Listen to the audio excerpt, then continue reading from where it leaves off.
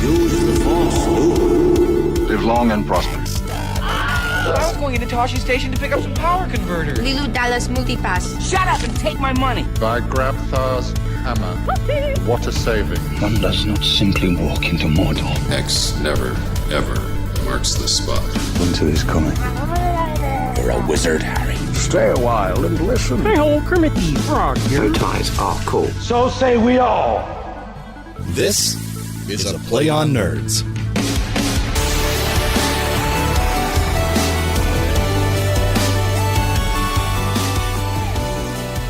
Welcome, ladies and gentlemen, and all those in between, to episode 64 of A Play on Nerds. And man, do we have a giant packed episode for you today. Holy crap. Huge. We're going to, I mean, really, a lot of stuff happened.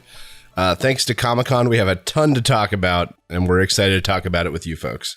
Right, this might go long, so hold on to your chairs, hold on to your butts. I hope you're wearing comfortable pants. If you need to go pee, I guess do it during Nerd News, I guess. Put on some Depends, so you just go in your pants. That's good. Also, just get a sponge.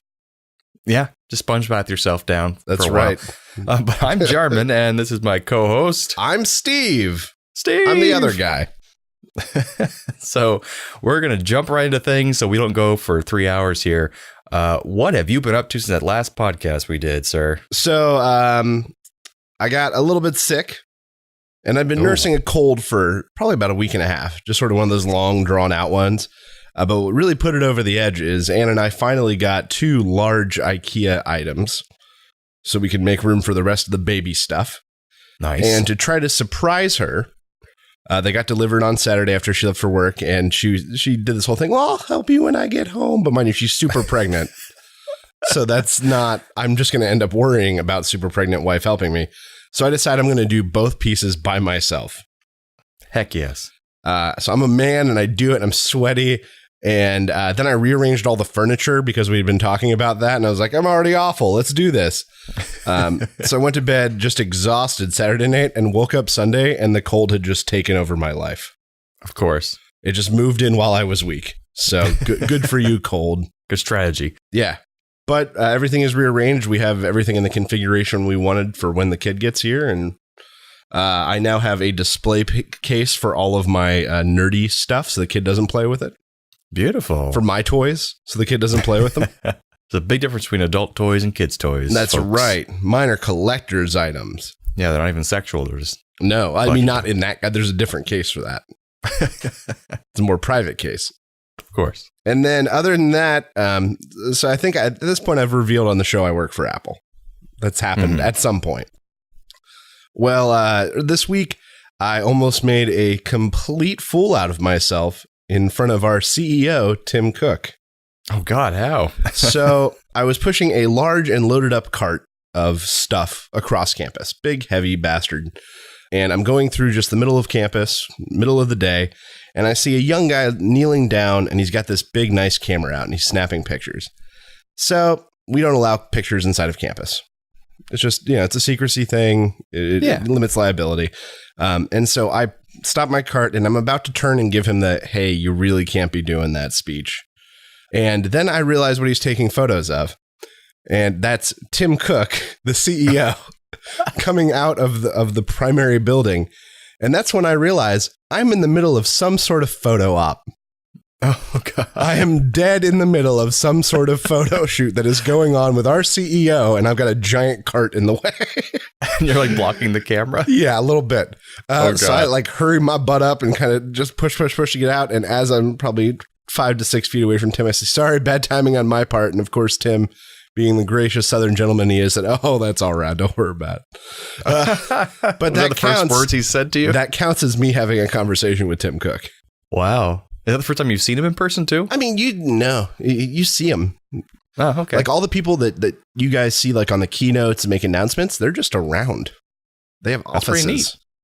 Yeah. But that was my first direct interaction with Tim Cook. And I'm really glad I didn't scold his photographer. Hey, can't take pictures in here. Sir, there's absolutely no pictures inside of campus. I think he would have been proud of you. I really hope he would. I hope he would, but at the same time, he may have like thrown a shoe at me. He's too nice for that. So yeah, I got to meet the CEO. So That's pretty awesome. Yeah. He said words to you now. He did. We made eye contact and he chuckled. What kind of hair do you have right now? Do you have a mohawk? Yeah, definitely have a mohawk. Perfect. Yes. And I was wearing, of course, my normal garb of t-shirt with a Hawaiian shirt over it, shorts, and my Crocs. That's what you've been wearing since middle school. I didn't wear Crocs in middle school. I'm not even sure they True. existed in middle school. There wasn't any Crocs involved, but the rest of it hasn't changed. You wore Birkenstocks back then, I think. Birks or like rainbows, like the sandals. Right. Yeah. Hasn't changed much. No. And that's what I wear to work every day. The dream can come true, people. That's a great story, though. You met Tim Cook. So what have you been up to? Nothing that exciting or fun or hilarious. I've just been working like crazy, getting up like a regular person in the morning, doing a full day's work every day, and then going to the gym every single day because I'm going to Dragon Con in September, and I'm going to be a single man, and I want to cosplay, and I want to look good. So Damn right. For the second time in my life, I'm going to try to have abs again. So I'm put my butt to the grindstone every day at the gym, and it's not fun. People are like, oh, once you start getting into it, you'll love it. Going to the gym and working out and eating healthy, it's great. It's no, addictive. It's not. You just want to do it all the time. It's hard work. It sucks. You're sweating. You feel disgusting. Your muscles are always sore all the time because you're never letting them get a break. If there's one thing our listeners should know, it's that Jarman and I both hate sweating. More than almost anything, we both hate sweating. It's so gross. But also just eating healthy is so boring and so unexciting. And yes, if you were really wealthy and a lot of time in your hands, you could make really great things that are healthy that actually taste good every day. But for someone like me who doesn't have a lot of income, I have to eat chicken breast and salad every day, or fish and salad, or mixed vegetables. And it's not fun. It's not fun at all. I've lost 15 pounds. But still, I don't know if it's worth it. I don't know if it's worth it. I think you'll know that it's worth it once you just hook up all over the place at Dragon Con. I guess so. Because here's the thing. So you're already going to be in better physical condition than 85% of the attendees. That's possible. That might be that might be a generalization, but I went to New York Comic Con and 85%. You're going to be in a better shape. It's not far off. Yeah. But you don't want to be those unapproachable guys that like dress up as Thor. Or the 300 guys. Right. You don't want to be one of those guys because they're not approachable. You want to be the guy who's better looking than everyone else, but not scary good looking.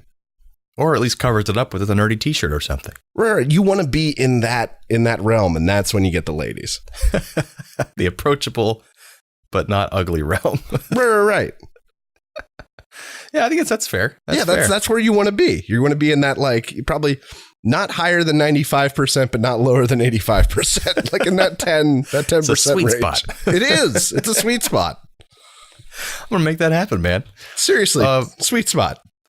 But something along this schedule is that I usually finish a voiceover job, or I finish a bunch of audio editing, and I take a small break and play a match of Overwatch or 2 matches of Overwatch, because this game, about 10 minutes per match usually. Yeah. Unless you play a competitive match, it's about 20 minutes.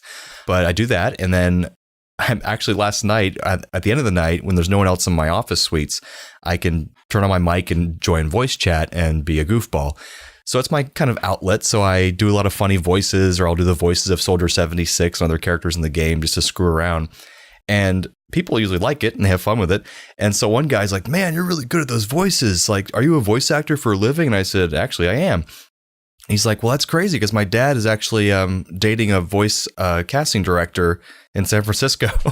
And he's like, send me a message and I'll shoot her an email with your name and your website. And I was like, sure. So through Overwatch, I made a voice acting job connection. Damn right. Just playing Overwatch on a whim. So there See, you go, Mom, folks. it did pay off. Exactly. You were playing wrong. video games.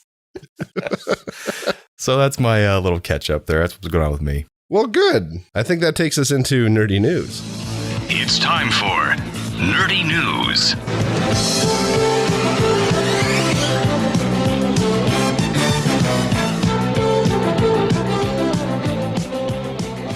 So what do you got for us this week? There's been a lot of stuff going on. So I don't have a clever name this week, and I'm a little bit ashamed, but it's because the story I found is just so good. So the name I came up with is Monkey Harem. Okay. So these researchers from Japan have been studying bonobos in the wild, And what they've found is that whereas most primates, they join together via family group, most bonobos end up hanging out and grouping up with people they're not related to, with other bonobos they're not related to. And what this forms is these little packs of female bonobos get together when there's a male being a douchebag and harassing a young female. These older bonobo women will get together and just beat the hell out of them. And then they take in the young bonobo female into their group. So they thought this was really interesting, and they finally figured out why. It's because these older females want their male offspring to mate with young female bonobos. So they're protecting these younger female bonobos, but only so that they will have sex with their sons. And bonobos are known for having lots of sex, right? That's they trade it as currency. Jeez. Yeah.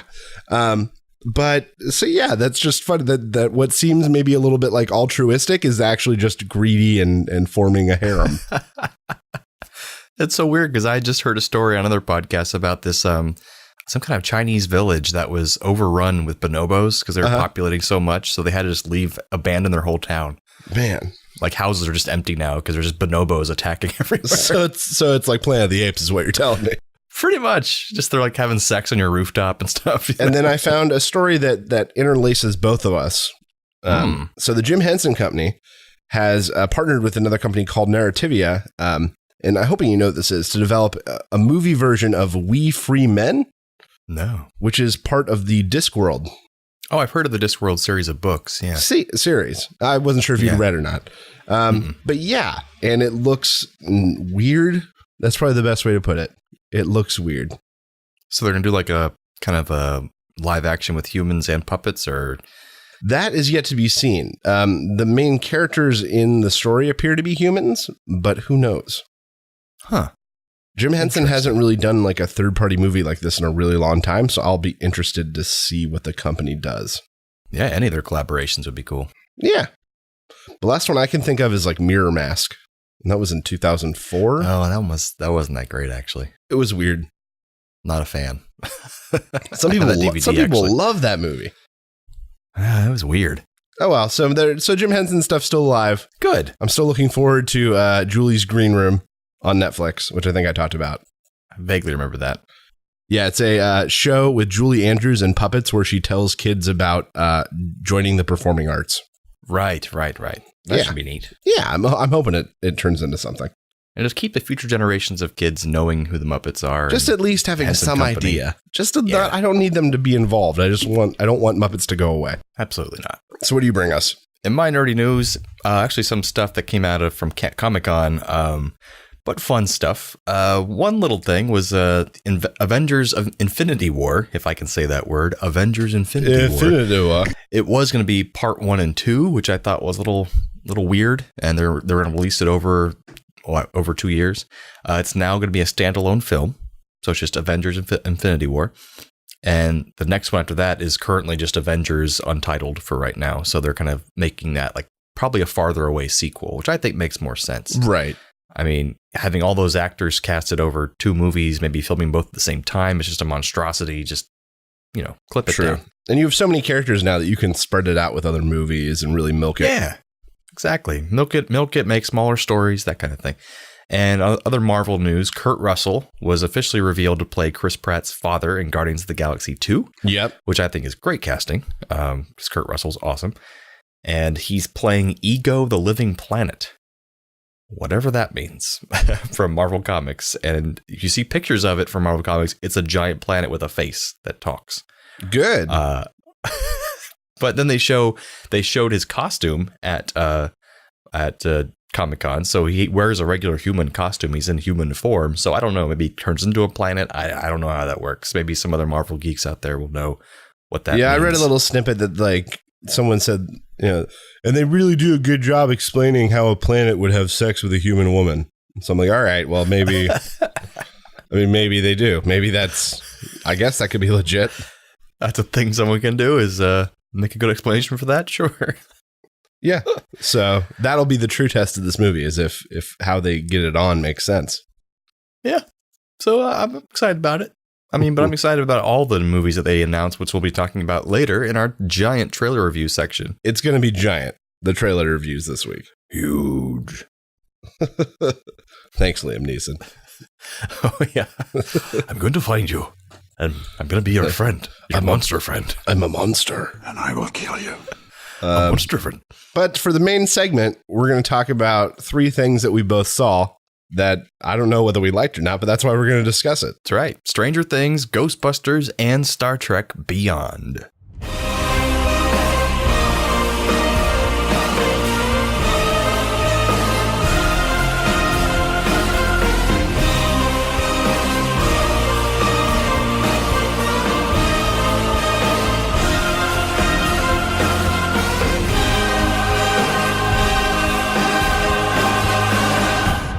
So let's start with Ghostbusters. All right. Let's jump right into it. So you just saw, what, a week ago? Yeah, something like that. Okay. Ann and I went at opening weekend. Did you see it in 3D? I did not. Okay. What did you think? I enjoyed it. I thought it was a lot of fun. I chuckled to myself a few times. I think it was more kid-friendly than the first ones. That's I felt accurate. like it was more for like a family than just, the originals were more 80s kind of romps that had a lot of adult jokes and humor in them that kids would not get. Like, everything was fine with our system until the power grid was shut off by Dickless here. They caused an explosion. Is this true? Yes, it's true. This man has no dick. yes, it's true. This man has no dick. Like that wouldn't be in this version. But I listened to a lot of reviews and read a lot of reviews about this movie, and I get a lot of the criticisms. But I guess we can talk about the good things first, maybe. Yeah, let's talk about the good things first. Sure.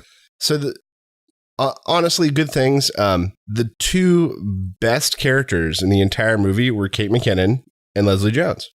I believe that's true.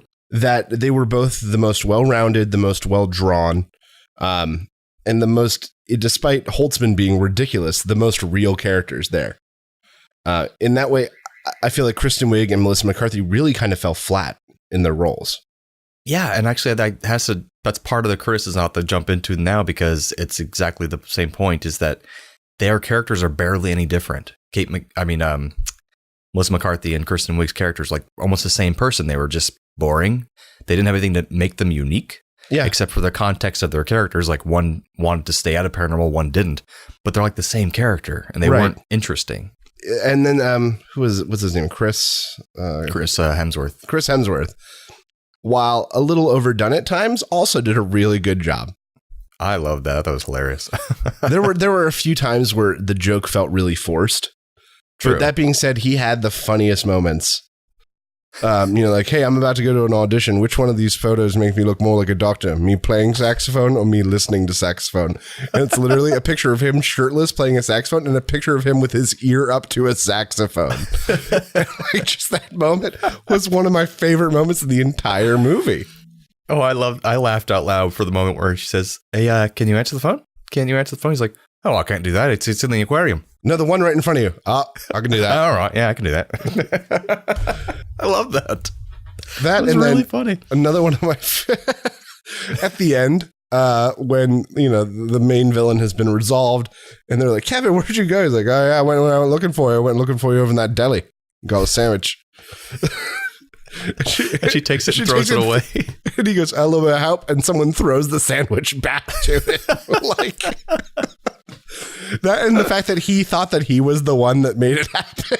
Yeah. I went over that power box, flipped some switches, and then the sky went red, and all the ghosts went away. So good job, team. Oh, Kevin, those are unrelated things. And I thought that they kind of undermined the. I thought his character was great, but they didn't have to have the Kristen Wiig hanging on him all the time, because I don't know. I would have preferred if maybe one of them even was flirting with him or hitting on him, but not in a desperate way, like in a Bill Murray kind of way.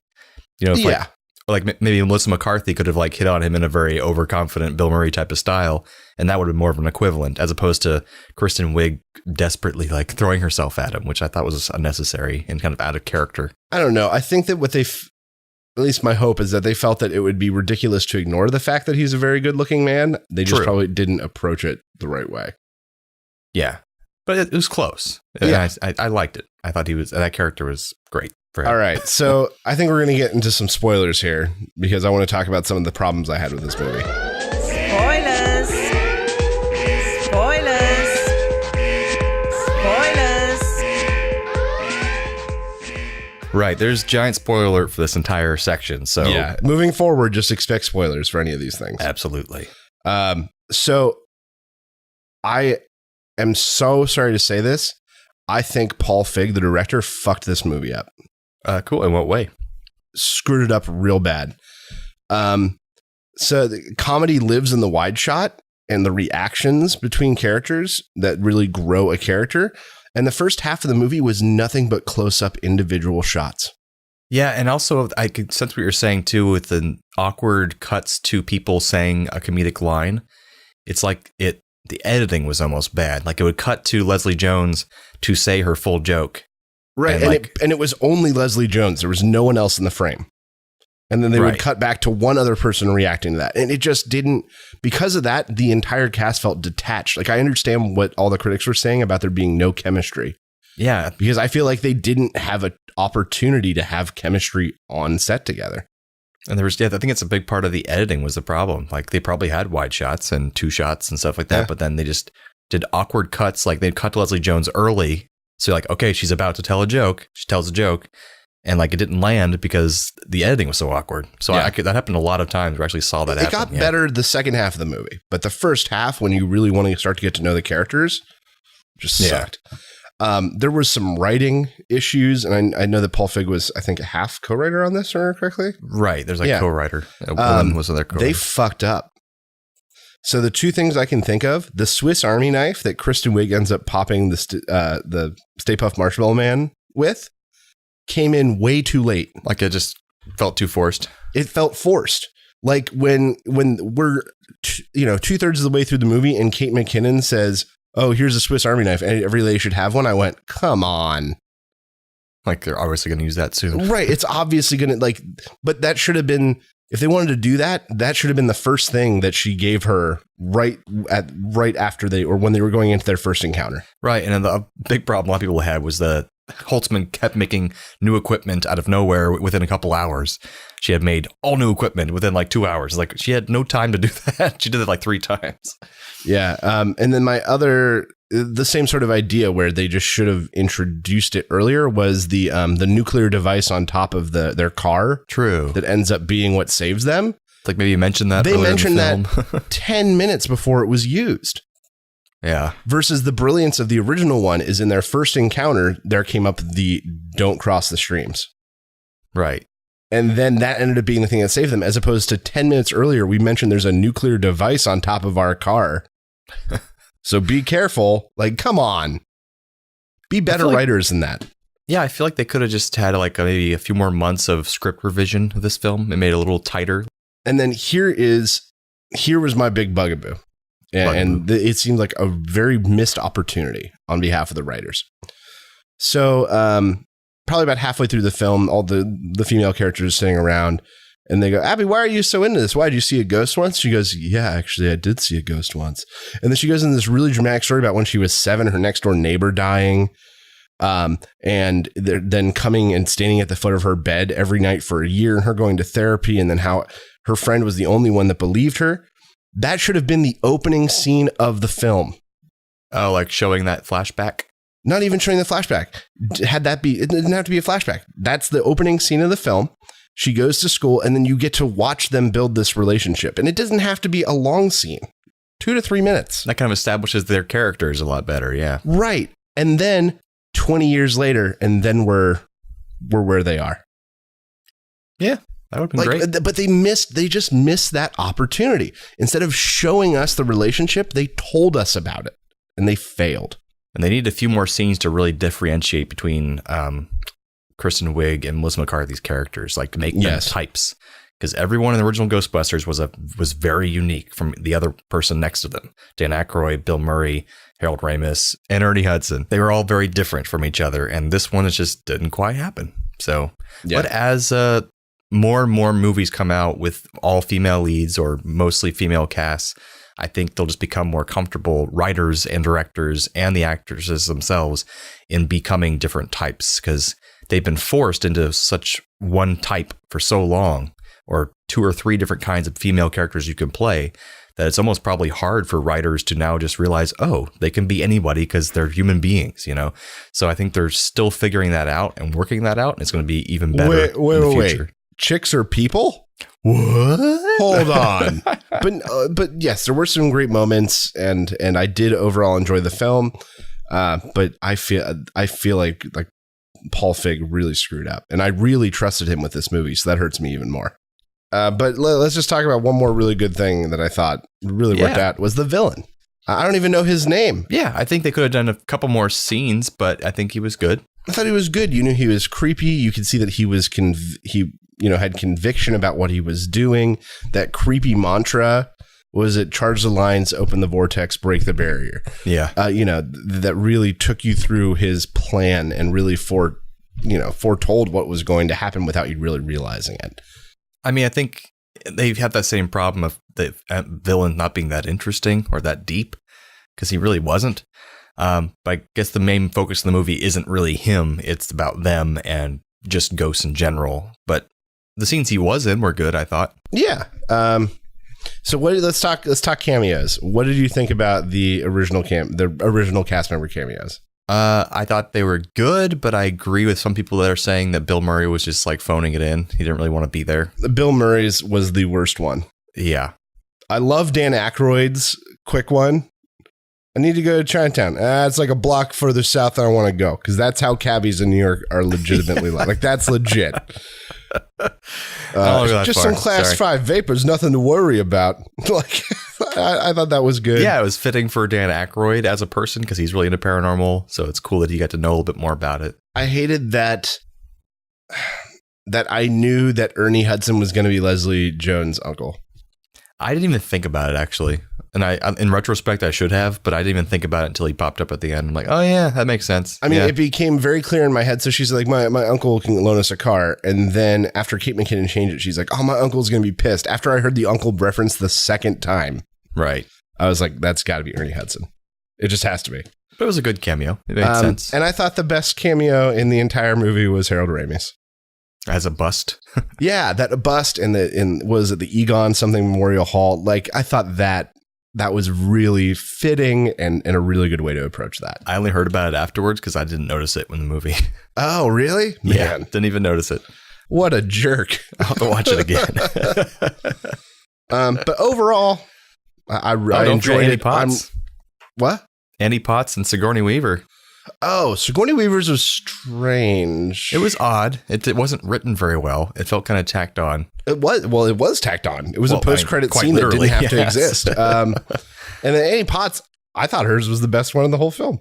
Yeah, she was great. It's like, it's Janine quit the Ghostbusters, and this is where she ended up. She still just is so sarcastic and as she have was you before. tried opening the window? Well, I'm sorry that there is a draft in your room. Yeah, I thought hers was the most successful. And sad there was no Rick Moranis. He didn't come out of retirement to do a cameo. No, but he said that. They approached him and he said that he wants to come back to acting, but he did not want his first thing to be a cameo from a movie he was in 30 years ago. Which makes sense. It's just kind of sad for fans. We'll see him back. That being said, I don't think this is going to get a sequel. They haven't even come close to making back their budget. Really? Yeah. What about abroad, though? Not even abroad. Because that's what a lot of movies are getting sequels like. $12 million budget, $122 million, and they're only at like $78 million. Oh, I don't believe that. Yeah. I'm looking that up right now. All right, look it up. Box Office Mojo. Ghostbusters. Domestic total, $99 million. Let's look at worldwide. It's made $135 million. Okay, well, it's doing better because its first week was not good at all. That's not very high, though. That's not. Its production budget was 144. So you're right. It has not yet made back its production budget. Yeah. That's Mind you, sad. it will, but it's not going to make the kind of money that a studio would want to make on something like that. No, I think you're right. This probably won't get a sequel because sequels can be dependent on worldwide gross now because of China and all those markets that have opened up, but it's not even making money over there. So you're right. Yep. Enjoy. Let's move on to a better movie to talk about. Star Trek Beyond.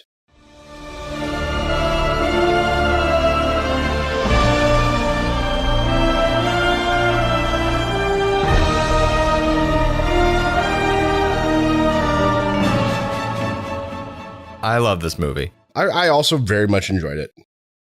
I think that they took the criticism of the last film and really took it to heart in that this was much more Star Trek-y than an action film.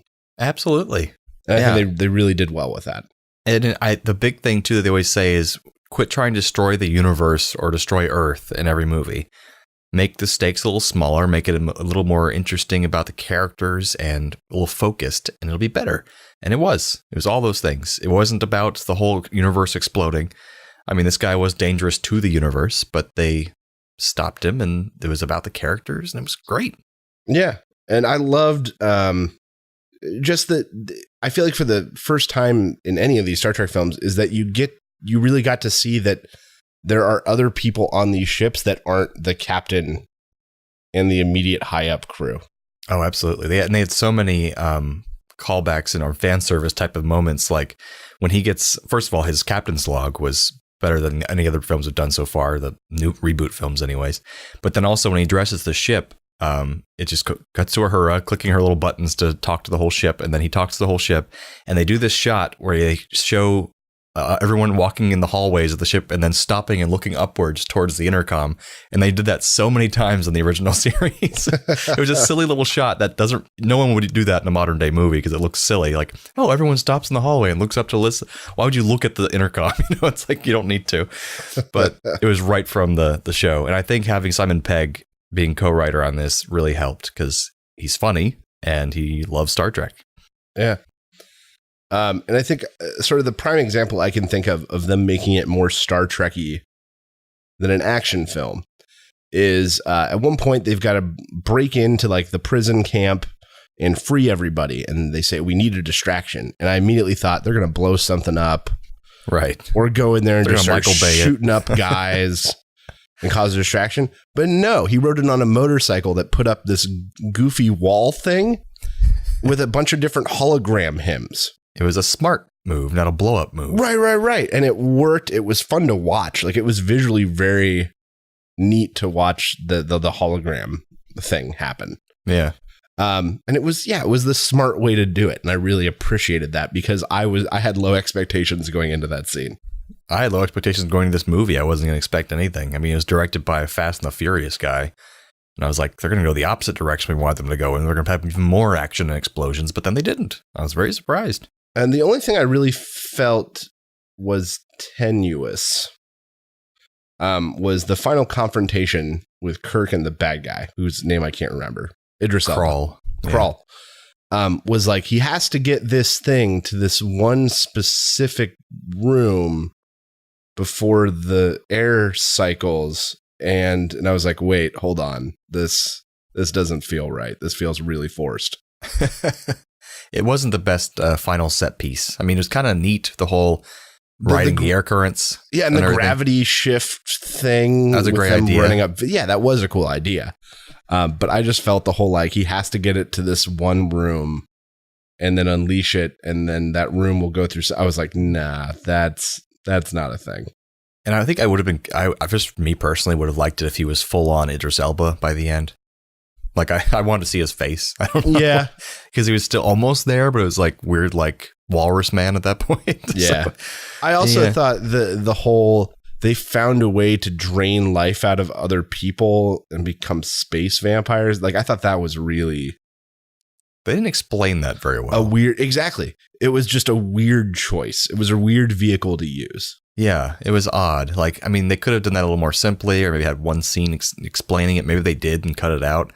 But either way, I was just like, what? I'm okay. Yeah. Why does that technology? Why have we not heard of that anywhere else ever in the Star Trek universe? Yeah, that's pretty profound. Yeah. But I listened to some other podcasts who had a lot of problems with him and the timeline and all that jazz because I was so excited because he mentions that he's a soldier from the Xindi Wars, and that's from Star Trek Enterprise with Scott Bakula. And Xindi Wars are not mentioned anywhere in the shows before those, which everyone was upset about because they made up this war that was supposed to have happened in the past before the original series, but yet it's not mentioned anywhere in Next Generation or Voyager or Deep Space Nine. And so if this is the first time in any kind of canon that a character has mentioned the Xindi Wars since there, but people were like, oh, well, he couldn't have been alive. And then, or that ship it shouldn't be the first ship that's, a Warp 4 ship, and all these little details. But I actually went in and found that all of those can still work, and those people don't know what they're talking about. So it does work. Trust me, folks. So you used your nerdery to prove the other nerds wrong.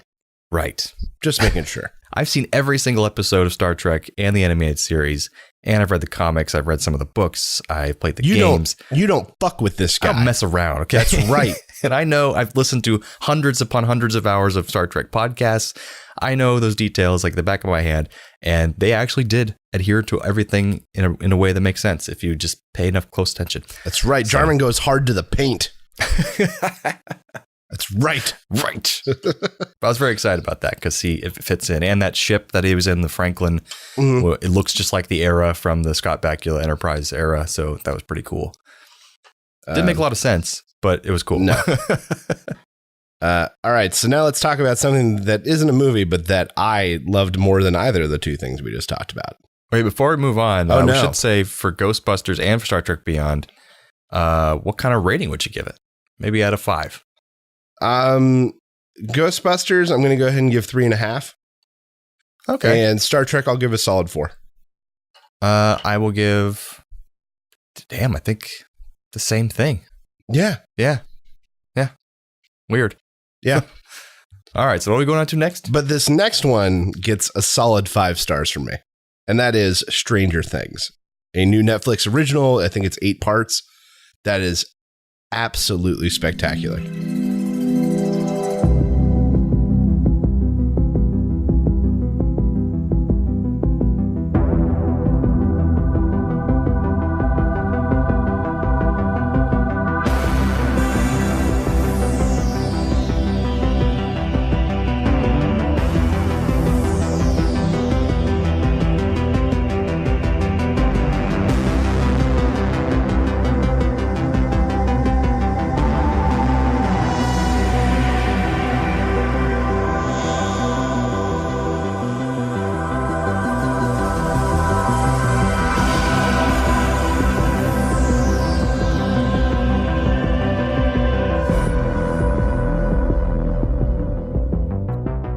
I think they made a deal with the devil when they made this, and they're like, we want to make the perfect television show that everyone will talk about, and there's nothing wrong with it. And then they did it. And it will shoot immediately to the top, like to number 26 on IMDb's 250 of all time. Right. And I had heard nothing about this show before it came out. Nothing. I had seen 1 or 2 vague trailers, like teasers, and that was it. Wow. Did more than I even saw. So it's about spoilers once again. Spoilers. Sorry. It's about a government lab, a psychic child, a tear in the universe, a monster, a bunch of kids a la characters from the Goonies, a missing child, a drunk cop with problems, a broken single mother trying to find her. Like, it somehow has everything and still works. In 8 episodes. In 8 episodes. You would think that the plot would be so thick and convoluted that it wouldn't make sense, but it is great. It's a great 8-hour movie. It really is. And honestly, the one thing I will say, and that struck me about this show over and over again, is it is the most realistic portrayal of 11-year-old boys on film ever. Absolutely. Like I was in that room with them. The way they make fun of each other, the way they go after each other, the way they relate was so natural that it really just sucked you in. And especially nerdy kids, because that was what you and me were when we were right. That it age. Opens with them playing Dungeons and Dragons. Right. We didn't have Dungeons and Dragons. Well, we weren't doing Dungeons and Dragons back then, but right. That was us playing Halo or something. Or right. Exactly. NBA Jam or, bullies at school. Their friend goes missing and they go out on a search to find him and find something even bigger. And I thought it was so funny that we had just reviewed Drive, the movie, because it had the same kind of 80s synth pop music that this show has. I didn't hate this, though. Well, it was actually in the 80s, so it kind of fit. That's true. And they also played songs from the 80s, which is they always were put in perfectly, peppered in. I don't even know where to start with this. It's so good. Well, you have these little, all the 11-year-old boys. There's 3 of the main ones that are searching for their 4th friend who's trapped in this other dimension, the shadow world, was it the Upside Down place? The Upside Down. And then the 4th is an actress who actually was from Orlando originally. The actress who plays 11. She's the girl that's been experimented on. And what you find out is that it was during the 70s, during all those trials with LSD they did with the government, which actually really did happen. Apparently a woman was pregnant while she was doing these LSD trials. And so her child is the one that came out with the actual mental powers that they were trying to achieve. And so they send her off to do remote viewing sessions of the Russians during the Cold War. And what she doesn't know is while she's in this weird remote viewing world, she's in the same world as this creature that starts hunting her down and hunting everyone else down when it tries to escape from its reality into ours.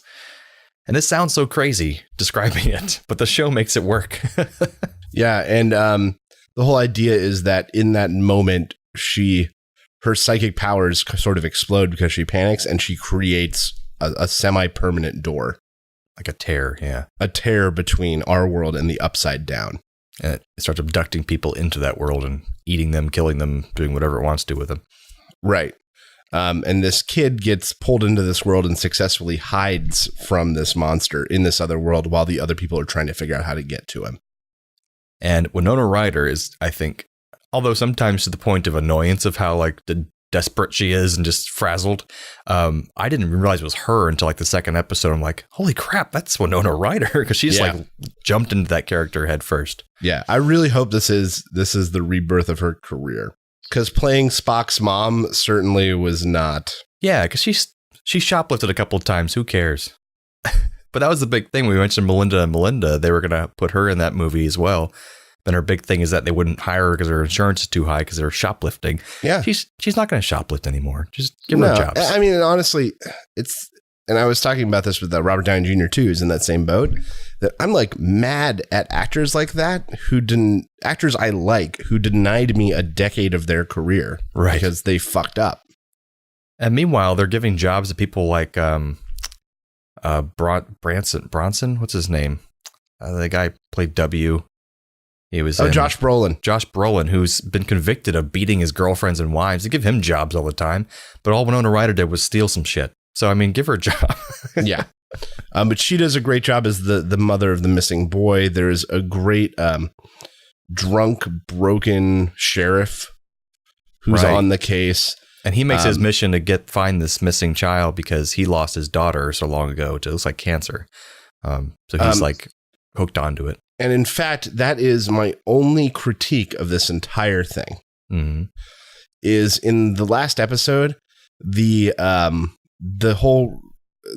echoes of him with his daughter and them trying to save this boy, it felt forced in some ways because they didn't develop him enough.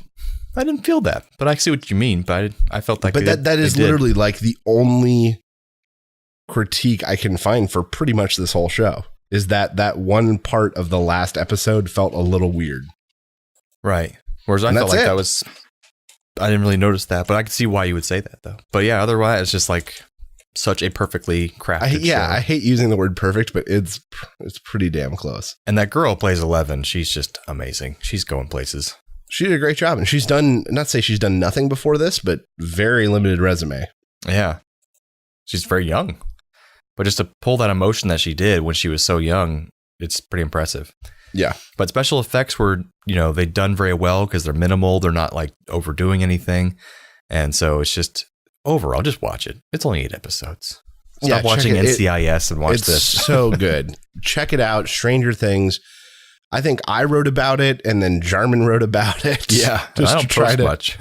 Yeah. Just to try to get people to see it because no one knows about it. And it is just spectacular. Just amazing. I think it should be on Netflix worldwide. So it should be. Yeah. It's Netflix original. I can't see any reason it wouldn't be.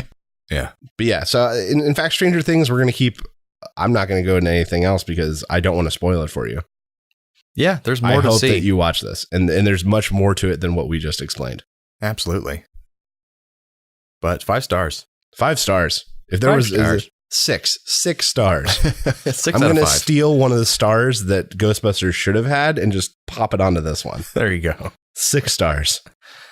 So go see Star Trek Beyond now, watch Stranger Things right now, and go rent Ghostbusters in a couple months. That's right. There you go. Yeah. So now we're going to do an extended trailer reviews. Because man, there are a lot. This past week was San Diego Comic-Con, largest Comic-Con in the U.S., and there are always so many exclusive trailers and goodies that come out during it that there is so much for us to talk about. It's insane.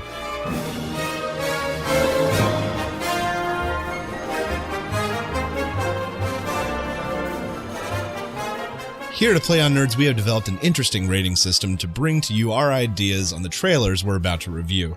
At the low end of the scale, we have Burn It, where we think you should find every copy you can get your hands on and throw it into a barrel fire. Kill it with fire. And our next step is Drunk Watch, which means that, yeah, I'd watch this movie. It'd be entertaining if I was under the influence of some kind of substance of some kind. But if I was sober, probably not going to check this thing out. Nope, not going to see it. Next, we've got We'll See, which is maybe we just don't know enough about this movie to tell what the hell it's going to be. Could be good, could be bad, not sure. And our next category would be Get the Couch Ready, which means I'm definitely going to check this movie out at home. Wouldn't necessarily pay the big bucks of seeing it in theaters, but I'm definitely going to watch it at home. So get that couch ready. After that, we have Take a Look, where we are recommending for you, our viewers and listeners, to check out this movie and check out the trailer and tell us what you think about it. We wanted to see what you guys think. It looks pretty good, but we're not quite sure yet. Yeah, take a look. Yeah. Let us know. And for our final and best category, we have Shut Up and Take My Money. Shut up and take my money. This looks so awesome, we're gonna see it. That's where we cannot wait to give Hollywood bigwigs all of the money that we have earned at work to go see a film for $47. We're so excited, we just have to go see it. We don't have a choice. And that is our A Play on Nerds official copyrighted trademark system for rating our movie trailers. So let's get one on the way that I think is we've already had one trailer of this before, but Doctor Strange. Yeah, the new extended trailer for Doctor Strange. Doctor Strange, you think you know how the world works? What if I told you the reality you know is one of many? This doesn't make any sense. Not everything does. Not everything has to. Through the mystic arts, we harness energy and shape reality. We travel great distances in an instant. How do I get from here to there? How did you become a doctor? Study and practice, years of it. There's a strength to him. But is he ready? Be careful which path you travel down, Strange. Stronger men than you have lost their way. I am death. In pain. You'll die protecting this world. I can't do this. There is no other way. I've spent so many years peering through time, looking for you. What's this, my mantra? It's the Wi-Fi password. We're not savages.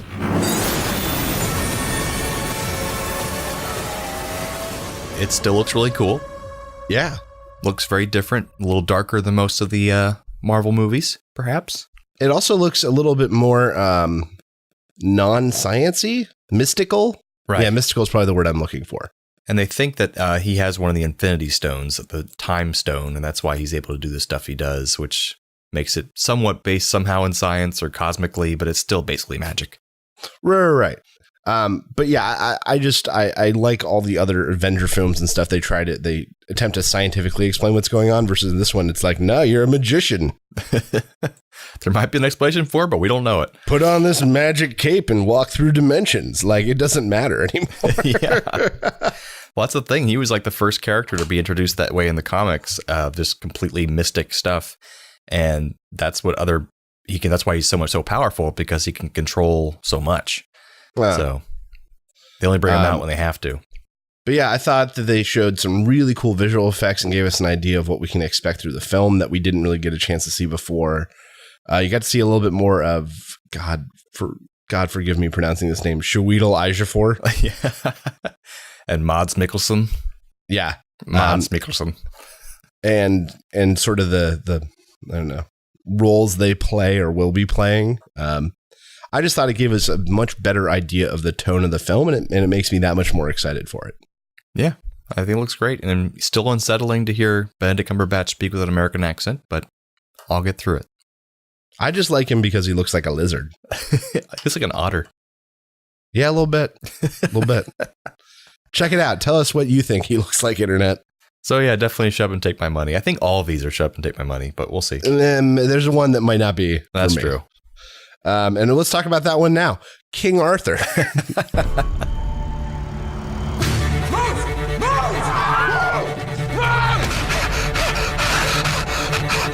Now tell me story. Tell me every detail. I woke up. From where? From a nightmare. What was it about? Then, me and the lads took care of a bit of business. Hold up, back up. You've left something out. Are you writing a book? They all lived happily ever after. No, they didn't either. Because for the first time, there's something you don't know. Something nobody told you. You wanted the prophecy. This is your prophecy. Young man came from hunting, faint and weary. I know what kind of a man you are. What is there, my lord, my dearie? I know your story. Behold, the man who pulled sword from stone. I'm not getting drawn into this mess. There's an army of you. There's only one of me. I'll talk. I'm happy to talk, but there is no way that I am fighting.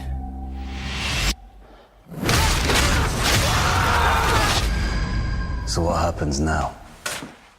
You know what happens now. You're quickly becoming a legend. It looks like a cool take. It's Guy Ritchie, which is a little bit nuts. Well, that's what I was watching the trailer. I'm like, okay, another freaking King Arthur movie. Why, Steven, you want to watch this? But then when it says Guy Ritchie, I'm like, okay, I'll keep watching, because he did Snatch and Lock, Stock, Two Smoking Barrels and other movies. Right, he does really real movies. He does a lot of just quippy character development and clear roles that I really appreciate that don't happen in a lot of movies anymore. Fast-paced and funny and exciting. That being said, even from watching this trailer, which actually was a fairly long trailer for a first trailer, I don't get it.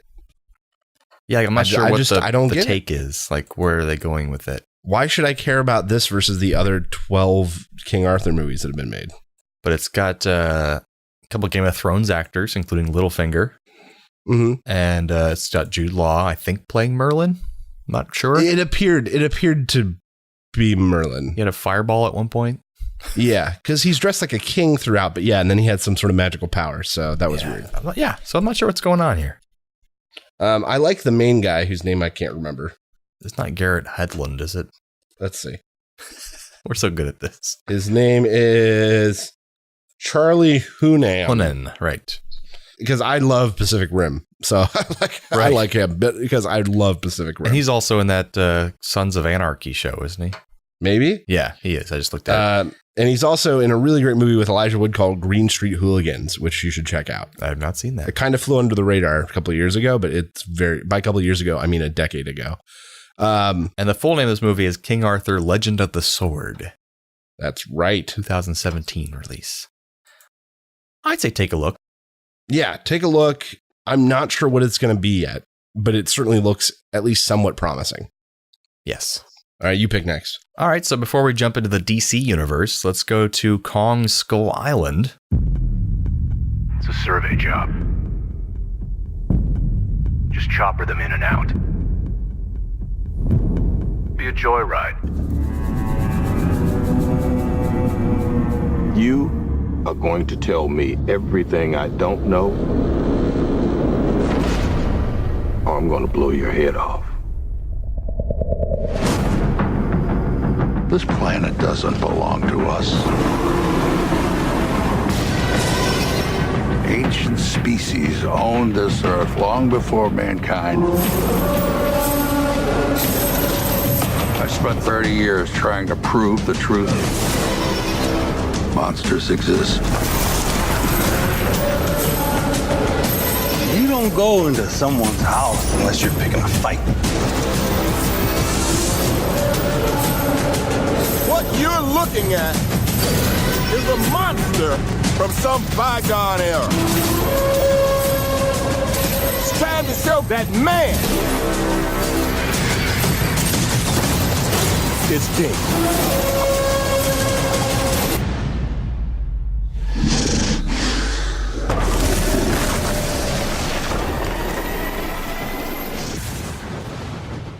Yet another take on King Kong. It appears to take place in like the Vietnam War era. I was thinking modern time. Korea. I think really? It's modern. It looked like modern times to me. It's just the helicopters and stuff they used look dated. Right. I mean, it's hard to tell exactly, but I think it's modern times. But either way, because that's what my argument was for thinking this is okay, that they're doing this again, is because the last modern era Kong movie we had was in the 70s with Jeff Bridges. And it was set in modern day, but it was made in 1976 or something. So the next one we had was Peter Jackson's, which he set like the 1920s or 1940s, one of those eras. So this is the first time we'll have one set in our era. If it is set in our era, like you said, it might be something else. But I think it is set in our era because they were talking about making a universe of monsters with like King Kong and Godzilla being in the same universe. Well, that's what this reset is for, actually. Right. So, I mean, that means they should be playing this off the other Godzilla movie that's already around, which was set during modern times. Right. But that being said, in that movie, they showed that Godzilla has been around since the 50s. They did? Yeah. Remember all that old war footage? And that's why they tested all those nuclear bombs? Right. But the world didn't know about it, though. Right. Right. But the world didn't know about Kong either. So you're right. So maybe this takes place in the 70s and the next one will be Kong something else set in modern day. So yeah, it's true. But that's why they're hitting the reset button on this, is because there will be a Kong versus Godzilla film, which is crazy. And they had to make Kong big enough to compete with Godzilla. That's right. Yeah, his handprint is gigantic in this movie. I mean, just huge. So if we were going with Peter Jackson's Kong, that Kong would be like a toddler trying to take on Godzilla versus this Kong, which appears to be, gigantic, 10 times bigger, which could maybe actually compete with Godzilla. Yeah, that's a good point. I didn't think about that. But yeah, that's why the studio is doing this film. It's to hit the reset button, which they do so much. Right. And then we can almost guarantee a Kong Godzilla film coming up. Which will be good for a popcorn flick.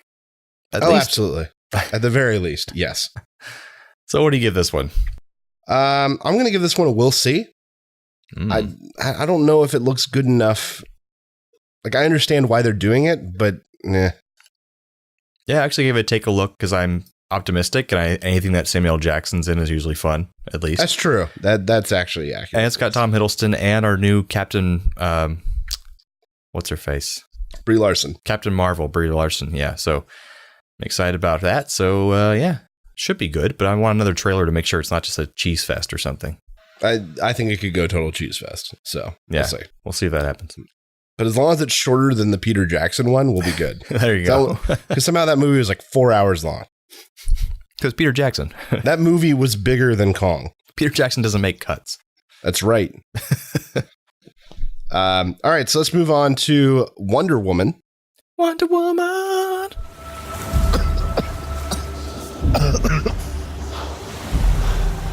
You're a man. Yeah. I mean, does that look like one?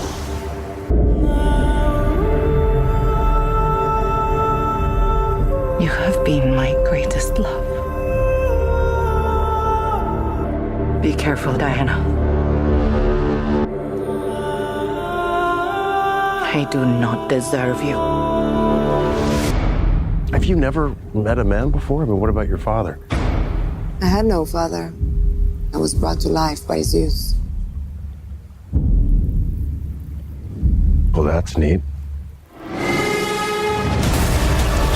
I can't let you do this. What I do is not up to you.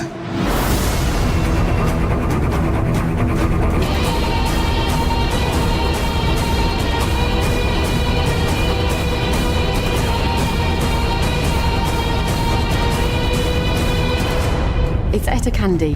I'm Steve Trevor's secretary. What is a secretary? I go where he tells me to go and I do what he tells me to do. Oh, well, where I'm from, that's called slavery. I really like her. Fantastic. Ladies, after you. I do. I like her. Wonder Woman, which we got our first full look at, and sort of her background and being part of this tribe and being sent out into the world and ending up in World War I. At least I thought it was World War I. Yeah, it is. Okay, cool. And they said there was this unusual change from the comics where everything is the same, except it was set in World War II. And they think they changed that just because they didn't want people confusing this movie with like Captain America Origins, which started in World War II. So they made it a little bit different, made it World War I. Whatever. I could absolutely see why they did that. Yeah, so it's not the exact same movie, basically. Yeah, she's been this badass tromping through history. It looks good. I just don't know really what it's going to be about yet. Right. And I'm just excited they're finally putting a theme in a movie, the musical theme, because they played it a little bit in Batman vs. Superman when she popped up and went like that. Like it's like her little thing, because nobody else has a theme anymore. Think of the Batman theme from Batman vs. Superman. No idea. Superman theme. I'm pretty sure it was just boating tones and then drums.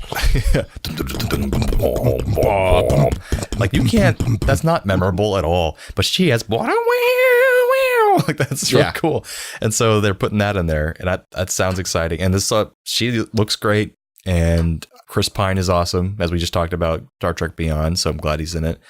And yeah, I'm excited for it. Yeah, I remember thinking it was so weird when I was watching Batman vs. Superman and they're looking at pictures of who ends up being Wonder Woman. And I was like, is that Chris Pine next to her? Why the hell is Chris Pine in that photo? Yeah. Is that Captain Kirk? It makes a lot more sense now. Yeah. But at the time I was like, was he just on set or something? And they said, throw a jacket on, Chris? I don't understand. Now it makes more sense. Yes. I'm not going to give this one a shut up and take my money yet, but I'm real close. Like I'm really close to shut up and take my money. Definitely has a shut up, take my money for me. I love the period piece thing. It just looks really cool. Yeah. All right. So now the big one, the one we've all been waiting for, the Justice League. The Justice League. There is a stranger who comes to this village from the sea. He comes in the winter when people are hungry and brings fish.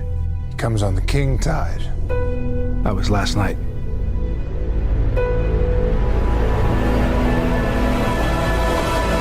Talk. I believe that an enemy is coming from far away. I'm looking for warriors. This stranger. Others like him. I'm building an alliance to defend us. It's very important that I see this man. Barry Allen. Bruce Wayne. You said that like it explains why there's a total stranger sitting in the dark in my second favorite chair. He said he'll fight with us? More or less. More or more less? Probably more or less. He said no. He said no. Look, man, I don't know who you are, but whoever you're looking for... So you're fast. That feels like an oversimplification. I'm putting together a team. People with special abilities. You see, I believe enemies are coming. Stop right there. I'm in. You are? Just like that? Yeah, I need friends. Agreed. Can I keep this? I heard about you. Didn't think you were real. I'm real when it's useful. Arthur Curry. I hear you can talk to fish. This one gets a shut up and take my money without me having to think about it. Right. I mean, I have to see it no matter what. You know, it widely centers around Batman attempting to go and recruit these people. And he has this whole speech prepared, and you get to hear the whole thing with Aquaman in some Icelandic village. I hear you can talk to fish. Yeah. And Aquaman chokes him out, basically. And then him going and having the same conversation with the Flash, and the Flash just signs on immediately. Yeah? You want to join already? It's like, yeah. Really? Yeah, I need friends. I need friends. But the one thing I sort of appreciated about this trailer is that, the exception of maybe one quick flash, Superman was nowhere to be seen. Well, he's supposed to be dead. Right, supposedly. Yeah. Sure. Mm-hmm. Yeah, I'm sure he's dead. Uh-huh. I just hope that, I mean, obviously this trailer was very funny and lighthearted, and that's what everyone's been clamoring for forever, and they're finally seem to be doing it. But I just hope that all those lighthearted moments are all in the trailer, and the rest of it's dour and dark and depressing. Yeah, true. Well, yeah, because Marvel already has the corner on the kitschy, fun, let's all giggle our way through this superhero movie. I think DC has an opportunity to do something different. Sure, but they need some kind of lightheartedness. Right, and that's why you have a character that is, you have that's why comic relief exists. There's the Flash for you, yeah. But I feel like in the Marvel universe, everyone is the comic relief. True. Like, now Black Widow gets to say something kitschy and fun, and then Jeremy Renner gets a one-liner. Like, God, come on. Whereas Doctor Strange, I don't think is going to be like that. I think he's going to be. I think Sweet Elijah Force is the comic relief from what I can see. The whole Wi-Fi password line, that was great. We're not savages. Is this my mantra? But no, I think that's true. Because I mean, also I think Aquaman can be the funny guy too, because funny just because of how he reacts to things. Kind of like Drax the Destroyer in Guardians of the Galaxy. He'll be like, right, I don't absolutely. get your pun, that kind of thing. Nothing goes over my head. I'm too fast. I would catch it. Which is great. That's such a great line. I am not a thesaurus. But yeah, it could be like the cartoons did this perfectly. Batman was really serious and really into the crime. Take this seriously, Flash. And then Flash and everybody else was kind of goofing off, and Superman was all positive and like, come on, cheer up, buddy, it'll be fine. And like they had all these different personalities, and that works, like they don't all, like you said with Marvel, it's true, they're all kind of goofballs now. Whereas DC could do this right, where still have Batman be brooding and serious, but for God's sakes, make Superman a beacon of hope and happiness and light. And maybe when he comes back to life, he'll be like that, who knows? Because he's definitely coming back to life. Oh yeah. They're not going to do it without him. I mean, they teased it with the rocks, levitating on his grave for a bit there. Oh yeah. I mean, and in the comics, I feel like Superman has come back to life at least 6 times. Probably. At least. And they've made Aquaman tough now. He's not just Aquaman, a flamboyant guy in orange. Always had super strength and that kind. Like he was always kind of that way. Right. He just looks silly. So now they made him actually look tough, which is good. Yeah. And the Flash, I like. I'm really confused. I don't know what they're doing as far as like why you would build this beautiful DC universe on television and then not try to bring any of it over into film. Yeah, it doesn't make a lot of sense. I don't get it. I don't know what their plan is. Like, especially because they introduced the multiverse in the TV show universe. They could have easily made them come in and out of the movie universe if they wanted to. But they didn't. But you have a character playing the Flash on TV that people love and are already behind, and then you cast someone else? Yeah. What the hell was the sense in that? You already got a guy. And he looked really weird in the Batman vs. Superman. I was not into the Flash at all. But this trailer, like, they cut his hair. He looks more like a regular kid now. And I'm like, okay, cool. I can get behind this actor a little bit more now. Because he was weird looking in the first movie. That, and then they've pretty much figured out that the Flash is going to make a appearance in Suicide Squad right at the beginning of the film. Yeah, I heard a rumor about that. They have cast in order of appearance, and it's like the guy who plays Boomerang and then the guy who plays Flash. Ezra Miller. In the trailer, there is a shot where Boomerang kind of gets hit by something, and it's the same lightning bolt effect. Oh. that we see from Flash in the Justice League trailer. That's pretty neat. I also think it's crazy that they're filming all these movies at the exact same time. Like, are they ever stopping filming? Like, they've got catching up to do. I mean, that's the thing. Yeah. Marvel's got such a corner on this. They have to move hard and fast to even attempt to catch up and make their own thing now. Just hopefully make them good, not too fast. They waited too long. Because they have Wonder Woman being filmed and finished. Justice League is already being filmed and apparently pretty far in. Suicide Squad's coming out later this summer. Yep.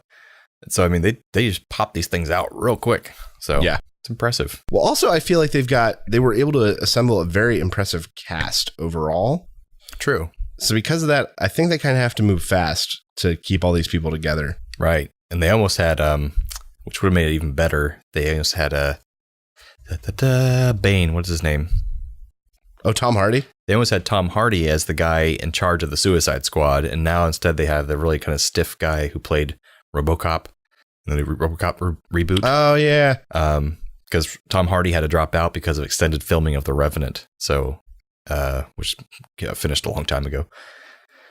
I was born in the dark. You merely adopted Welcome to the Suicide Squad. Yes. Now, if you'll all put on your face masks, why are we we'll wearing these? Start the mayhem. You have to wear these. It's more important to say. What are you saying? We have no idea. That's why I'm speaking in this high nasally tone. I just blew up your head because you weren't listening close enough. Thanks for your honoring, Batman. Anyway, so yeah, shut up and take my money. Yeah, shut up and take my money. Hands down. Shut up and take all of it. Oh, one other thing I forgot to mention about Ghostbusters. Oh, so throwback here. All right. Yeah, sorry. Throwback is because I thought they did a great job with the 3D. I know you didn't see it in 3D. Yeah, I could see that being a movie that would actually benefit from 3D pretty well. They did a really good job using it when it was suitable. They did the letterbox trick where they have the black bars at the top and bottom and then something will spill over it. Yes.